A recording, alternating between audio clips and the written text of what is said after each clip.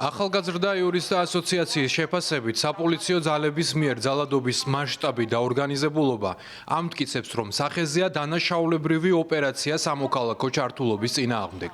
ორგანიზაცია პროტესტის 30 დღის შეჯამებისას წერს, რომ განვითარდა შემდეგი მოვლენები.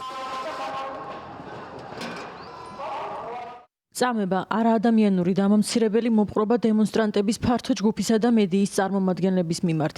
აქტიური სპეციალური საშუალებების გამოყენების წესების, არა მარტო დარღვევა, არამედ მათი სიცოცხლისა და ჯანმრთელობისთვის საშიში ფორმით გამოყენება.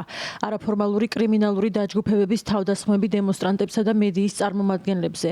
მიზანმიმართული დევნა მედიის წარმომადგენლების მიმართ, რაც არაერთ შემთხვევაში დაზიანებებით და ჰოსპიტალიზაციის აუცილებლობით სრულდებოდა. ორგანიზაცია აღნიშნავს, რომ საგანგაშოა, რომ სპეციალური საგამოძიებო სამსახურის მიერ ამ დრომდე არ მომხდარა საპროტესტო აქციების დროს სამართალდამცველთა მხრიდან უფლებამოსილების გადამეტების ფაქტების გამოძიება და პასუხისმგებელი პირების გამოვლენა.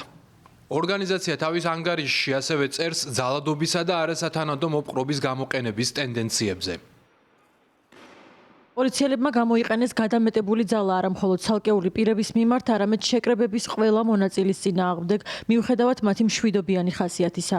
პოლიცია ძალადობრივად ექცეოდა დემონსტრანტებს, რომლებიც წინააღმდეგობის ნიშნებს არ ავლენდნენ. არასათანადო მოპყრობის მსხვერპლთა დეტალური ჩვენებების მიხედვით, პოლიციელები განაგრძობდნენ დაკავებულების მიმართ სასტიკ მოპყრობას სატრანსპორტო ფურგონებში. უცნობი პირები, რომლებიც დაუნდობლად ესხმოდნენ თავს ჟურნალისტებს, პროტესტის მონაწილეებს და სხვა პირებს, მოქმედებდნენ სამართალდამცავი ორგანოების წარმომადგენლების პირდაპირი ან მდუმარე თანხმობით. ახალგაზრდა იურისტთა ასოციაციის შეფასებით აბსოლუტურად ყველა შემთხვევა გასული ერთი თვის განმავლობაში, როდესაც საპოლიციო რაზმებმა დაიწყეს სრული მასშტაბით აქციის დაშლა, იყო უკანონო. ანგარიშში ვკითხულობთ, რომ ცრემლდენი გაზის, წყლის ჭავლისა და წიწაკის სპრეის, როგორც ცალ-ცალკე, ასევე კომბინაციაში გამოყენება, იყო უკანონო და არაპროპორციული, განსაკუთრებით მშვიდობიანი დემონსტრანტების მიმართ. ორგანიზაცია მიიჩნევს, რომ აქციების დარბევისთვის გამოყენებული საშუალებები არა მარტო არაპროპორციულია, არამედ თავისი შინაარსით უტოლდება ორგანიზებულ დანაშაულს.